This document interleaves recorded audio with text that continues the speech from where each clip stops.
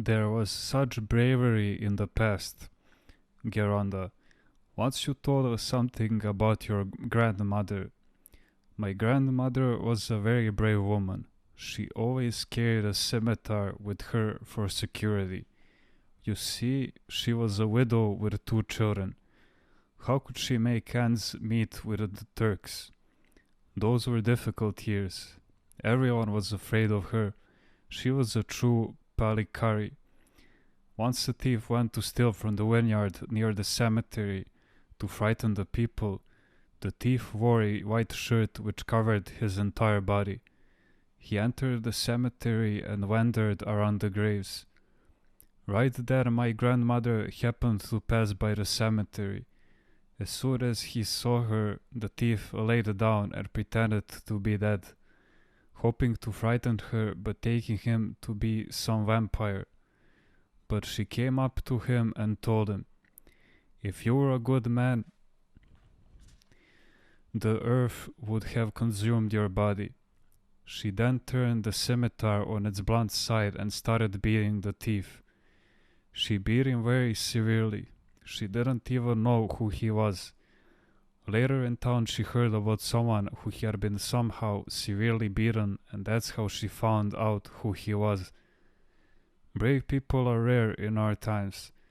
People today are lukewarm.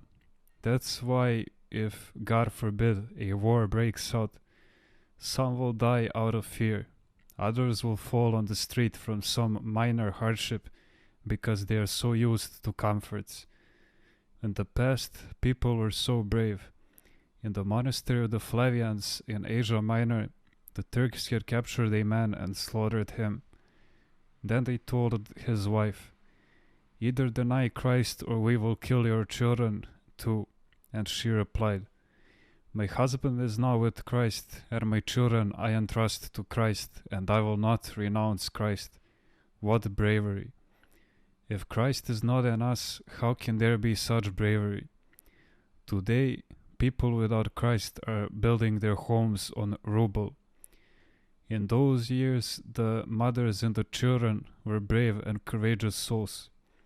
In Konica, I remember a pregnant woman who would walk alone an hour and a half away to hoe the cornfield. There she gave birth to her child, wrapped it in her apron and returned home. As she passed by our home, she told us, "I now have a baby." This happened during the difficult years of the occupation. Now there are women who, out of fear, spend 6 or 7 months lying down in order to give birth to a child. Of course, it is different for those women who have to do this for reasons of health.